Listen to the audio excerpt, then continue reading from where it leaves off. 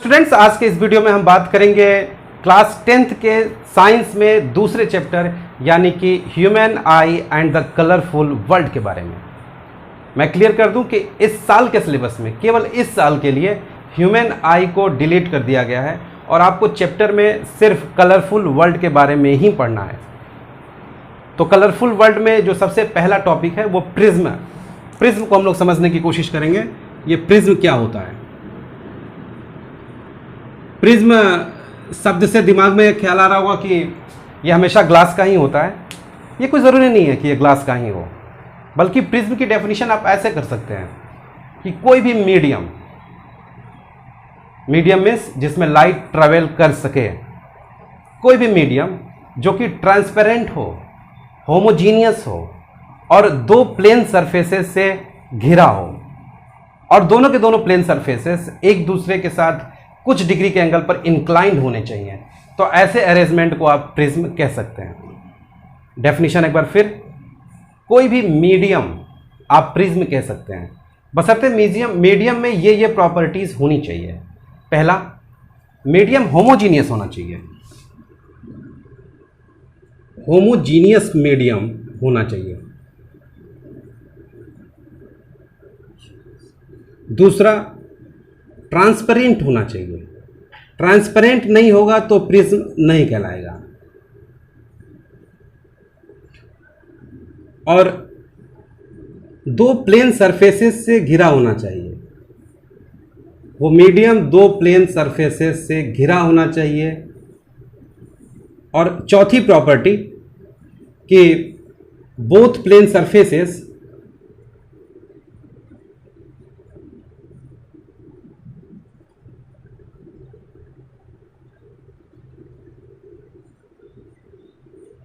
should be inclined on each other।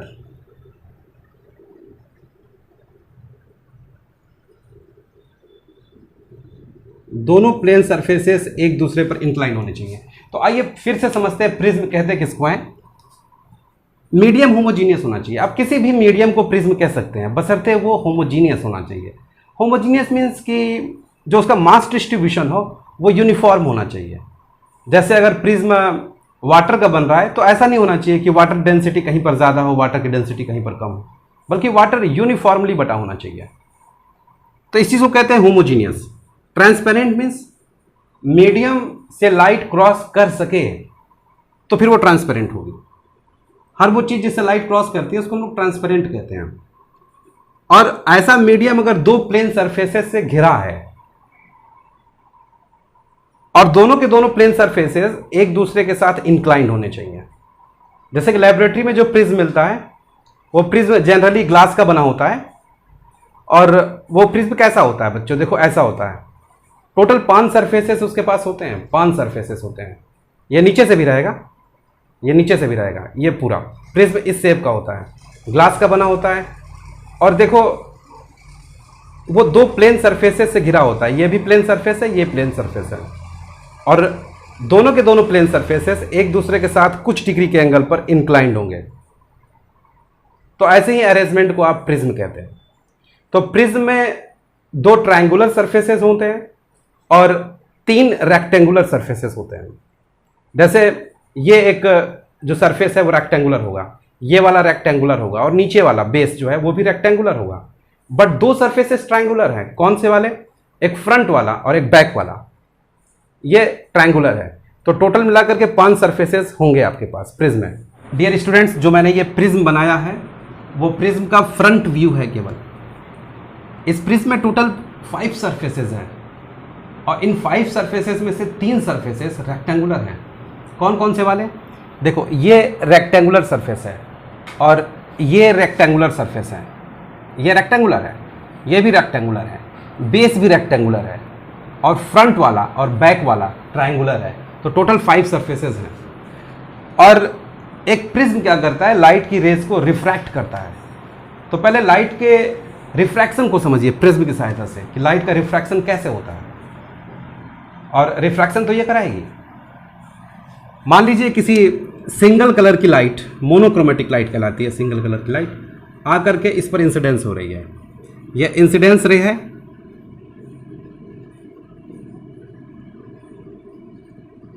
ये incidence रे है, लेकिन हमने जो लाइट की रे लाई है वो सिंगल कलर की लाई है।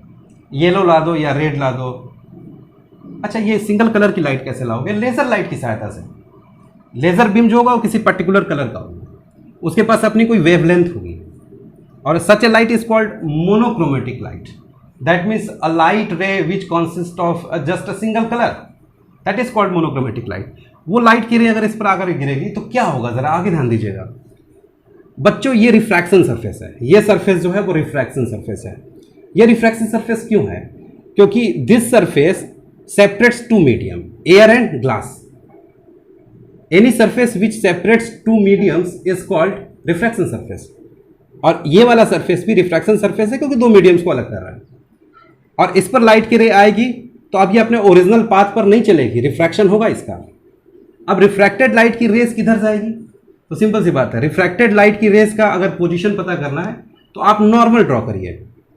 और नॉर्मल कहाँ ड्रॉ होता है? पॉइंट ऑफ इंसिडेंस पर। This is the point of incidence, इस पर आप नॉर्मल ड्रॉ कर दीजिए।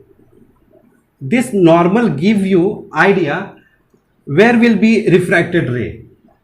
तो निश्चित ही देखो, ये रेयर से डेंसर मीडियम में जा रही है लाइट की रे।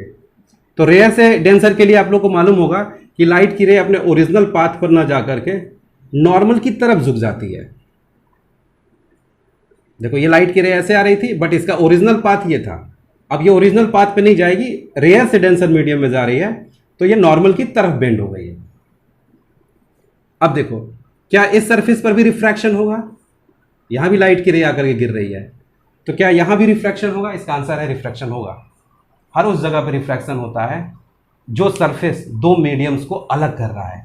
This surface is also separating the two media, glass and air. Refraction यहां भी होगा। और यहां रिफ्रैक्शन कैसे होगा ये जानने के लिए आप यहां पर नॉर्मल ड्रॉ कर लीजिए। फिर से ये नॉर्मल हमने ड्रॉ कर दिया। नॉर्मल पॉइंट ऑफ इंसिडेंस पे हमेशा ड्रॉ करते हैं और रिफ्रैक्शन सरफेस के परपेंडिकुलर ड्रॉ करते हैं। This will be the position of normal. तो लाइट की रे अपने ओरिजिनल पाथ इसका ये है, इस ओरिजिनल पाथ पे ना जाकर के अब चूंकि डेंसर से रेयर मीडियम में जा रही लाइट, तो डेंसर से मीडियम अगर रेयर में जा रही है तो फिर वो नॉर्मल से दूर हट जाएगी। तो ये लाइट की रे ऐसे निकल रही है। तो जरा ध्यान दीजिएगा, एक प्रिज्म ने क्या कर दिया, लाइट की रे ऐसे आ रही थी, लेकिन जब निकली उससे तो ये ऐसे निकल रही है, मोड़ दिया, लाइट की रेस को मोड़ दिया प्रिज्म ने।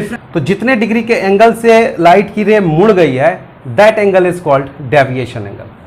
और ये डेविएशन एंगल फाइंड कैसे करोगे? सिंपल सी बात है, जो लाइट की रे बाहर आ रही है, जो लाइट की रे बाहर आ रही है, इमर्जेंट रे, उस इमर्जेंट रे को आप पीछे लीजिएगा, और जो लाइट की रे इंसिडेंस हो रही थी उस लाइट की रेस को आप आगे बढ़ा लीजिएगा। ये आगे बढ़ गई ऐसे। तो देखो कितने डिग्री के एंगल से झुकी लाइट की रे, उसी एंगल को हम लोग बोलते हैं deviation angle. Deviation angle is that angle with which incidence ray bends to emerge out.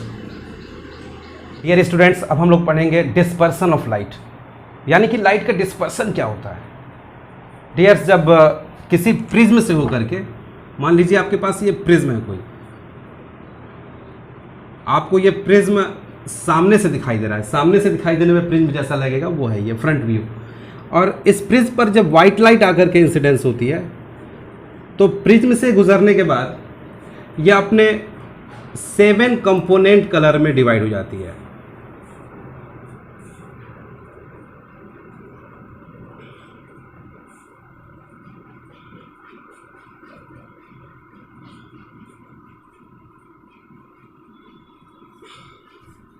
कौन कौन से? वायलेट, इंडिगो, ब्लू, ग्रीन,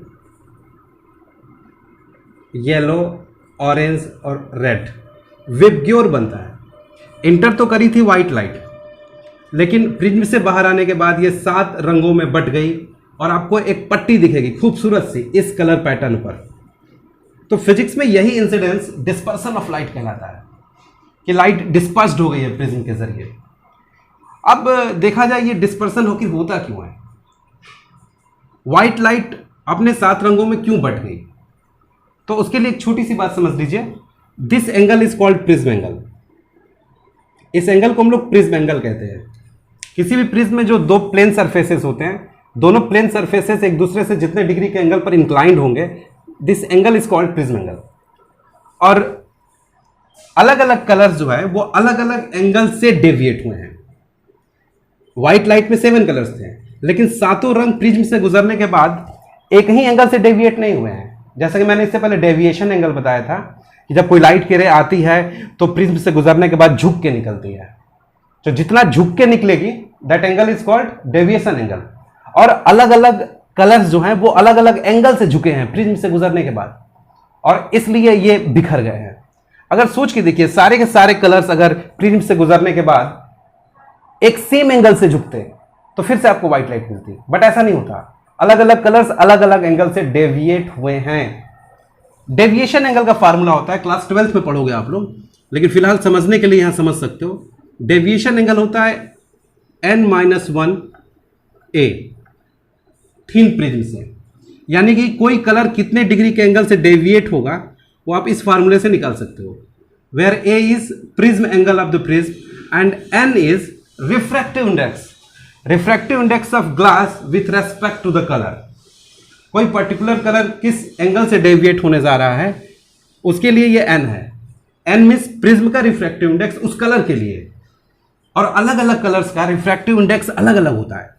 समझिएगा, अलग अलग कलर्स का रिफ्रैक्टिव इंडेक्स अलग अलग होता है, और इसलिए अलग अलग कलर्स जो है वो अलग अलग एंगल से डेविएट हो रहे हैं, और इसलिए आपको एक खूबसूरत सी पट्टी दिख रही है। सारे कलर्स अगर एक ही एंगल से झुक जाते तो फिर से सारे कलर्स कोइंसाइड करके व्हाइट लाइट बना देते, बट ऐसा नहीं होता। अलग अलग कलर्स अलग अलग एंगल से झुकते हैं प्रिज्म से गुजरने के बाद। अब फिर पैटर्न सवाल ये खड़ा होता है कि अलग अलग कलर्स जो है वो अलग अलग एंगल से क्यों झुक रहे हैं। रीजन ये फार्मूला है जिसको आप 12th में पढ़ोगे। कोई भी कलर किस एंगल से डेविएट होगा उस एंगल के लिए फार्मूला है। अब ध्यान दीजिएगा, रिफ्रैक्टिव इंडेक्स का फार्मूला होता है C/V।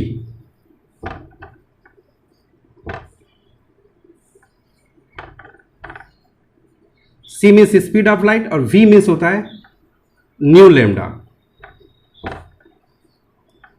वेलोसिटी किसी भी कलर की, frequency of the colour is multiplied by wavelength, frequency of the colour is multiplied by wavelength, ये velocity class 9th sound chapter में आपने पढ़ा होगा। तो आप जरा ध्यान दीजिएगा, अलग अलग कलर्स का वेवलेंथ अलग अलग होता है।